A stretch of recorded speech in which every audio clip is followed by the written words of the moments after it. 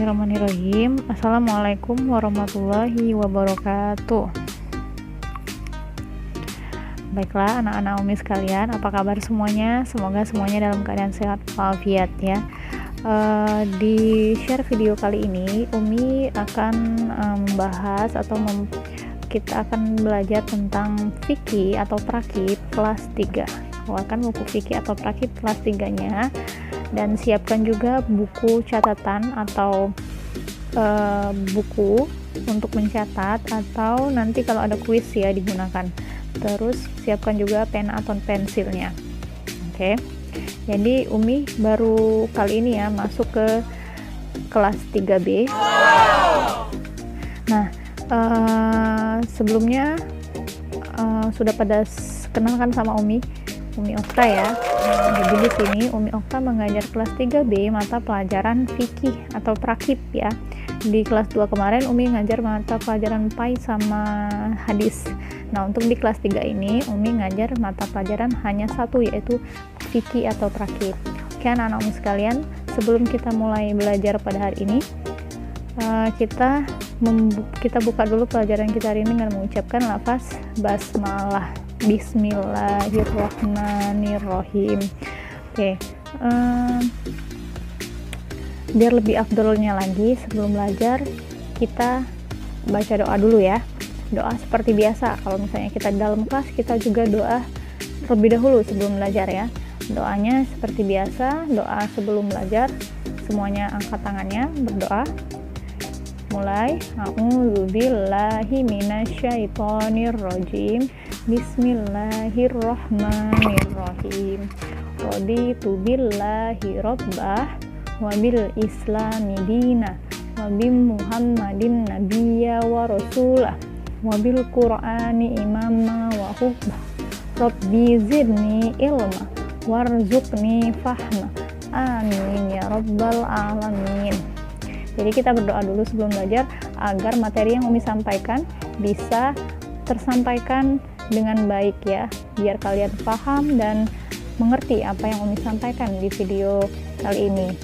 Nah, satu lagi sebelum kita mulai pelajaran hari ini, Umi mau lihat semangat kalian dulu pada pagi hari ini ya. Masih ingat tepuk semangat? Masih pasti ya. Jadi kita sebelum mulai ini kita tepuk semangat dulu ya. Tepuk semangat yang kedua kita pakai. Semuanya ikutin Umi. Umi harap semuanya bisa ikut ya. Tepuk semangatnya. Tepuk semangat. Semangat. Semangat. Sekali lagi semuanya ikutin ya. Tepuk semangat. Semangat. Semangat. Masya Allah semuanya semangat semua ya. Nah, sudah tepuk semangat, sudah baca doa, sudah mulai dengan membaca basmalah. Mari kita mulai pelajaran fikih kita pada hari ini. Boleh dibuka bukunya, buku fikihnya halaman 2. Jadi pada pelajaran pertama ini kita mulai pelajaran fikih tentang sholat sunat rawatib. Nah,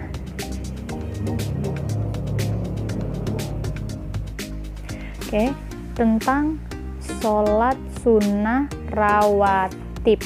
Nah, sebelum kita mulai, jadi sholat sunnah rawatib itu apa sih Umi? Jadi sholat sunnah rawatib itu adalah sholat sunnah yang dilaksanakan sebelum atau sesudah sholat fardu atau sholat wajib yang 5 waktu: subuh, zuhur, asar, maghrib, dan isya. Nah, itu sholat sunnah rawatib. Bagi yang belum tahu sholat sunnah itu apa, jadi sholat sunnah itu adalah sholat yang dilaksanakan selain dari sholat fardu tadi. Selain sholat fardu tadi, sholat wajib ya, subuh, zuhur, asar, maghrib, isya, itu adalah sholat sunnah. Kalau sholat sunnah rawatib, itu sholat sunnah yang dilaksanakan sebelum dan sesudah sholat fardu.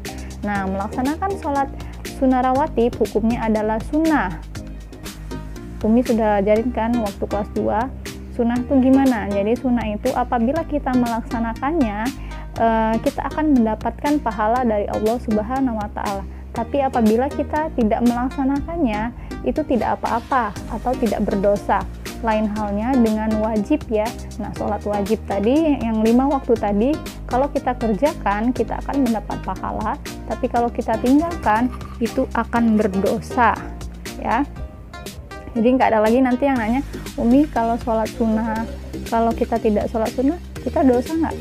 Jawabannya nggak dosa, tapi nggak dapat pahala yang lebih dari Allah Subhanahu wa Ta'ala. Nah, lanjut lagi, buka halaman 3. Itu tentang pelaksanaan dan jumlah dan jumlah rakaat sholat sunnah rawatib. Jadi di sini kita simak ya. Pelaksanaan sholat sunnah rawatib terdiri atas 2 macam, yaitu sholat sunnah rawatib qobliyah dan sholat sunnah rawatib ba'diyah. Apa itu Umi sholat sunnah rawatib qobliyah dan ba'diyah? Jadi rawatib qobliyah itu adalah sholat sunat yang dilakukan sebelum sholat fardu.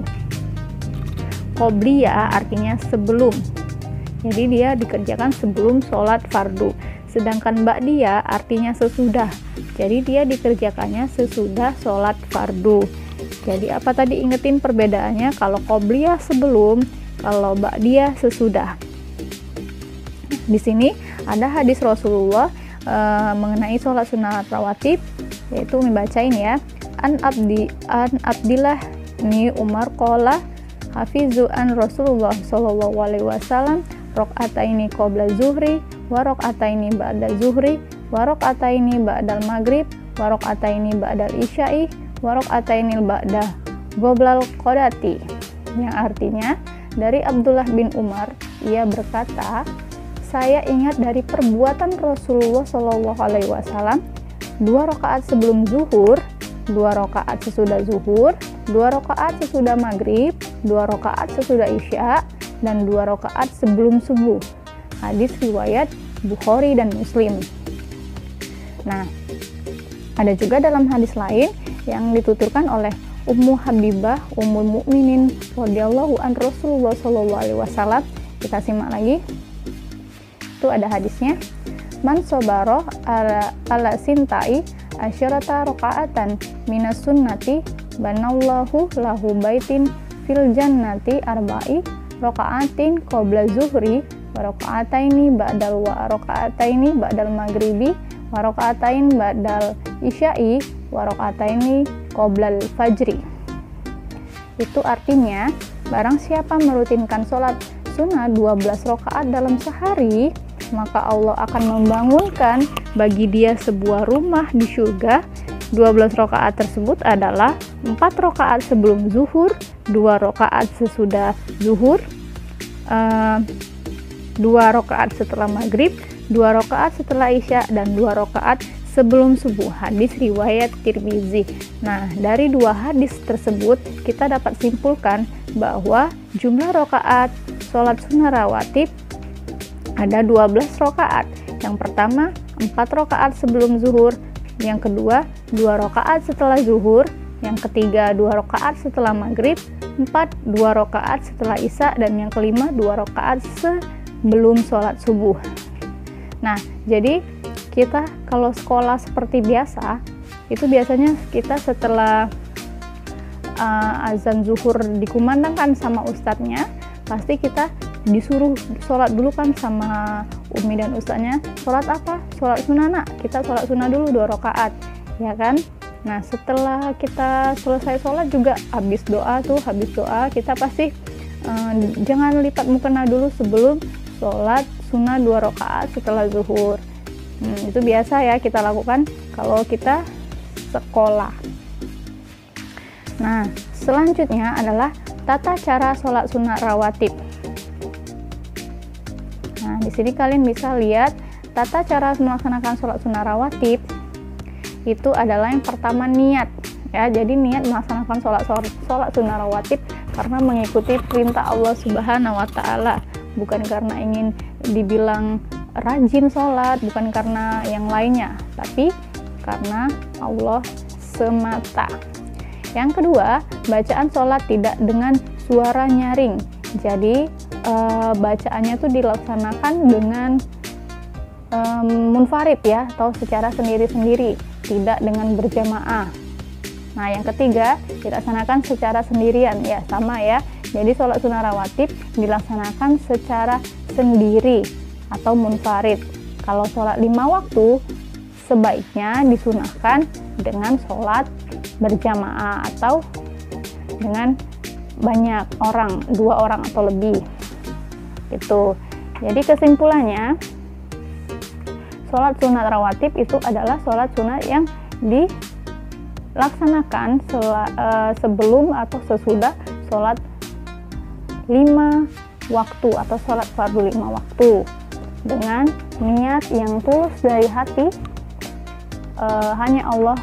hanya kepada Allah Subhanahu wa Ta'ala, bukan karena yang lain. Oke, jadi itulah tadi pembelajaran kita tentang pelaksanaan sholat sunnah rawatib. Nah, Umi ada kuis, cuma 3 soal buat kalian. Siapkan buku dan pensilnya. Tidak usah ditulis soalnya, hanya jawabannya saja. Oke, sudah siap? Nomor 1, apa ya? Ini kasih soal yang mudah-mudah aja ya. Apa itu sholat sunnah rawatib ba'diyah? Kalau qobliyah tadi apa? Ba'diyah tadi apa? Jadi pertanyaannya, apa itu sholat sunnah rawatib qobliyah dan ba'diyah? Ya, ba'diyah dikerjakan saat apa? Ba'diyah dikerjakan saat apa? Nomor 2, kalau yang nyimak video ini pasti langsung jawab cepet ya. Iya. Nomor 2,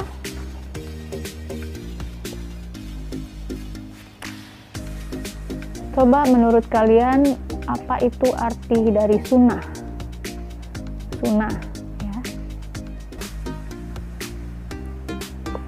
Ini tunggu. Untuk selanjutnya nomor 3,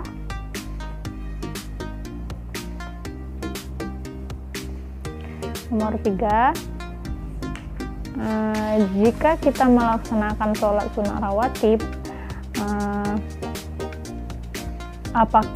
jika kita tidak melaksanakan sholat sunnah rawatib, apakah kita berdosa? Kalau kalian tidak sholat sunnah rawatib, apakah berdosa?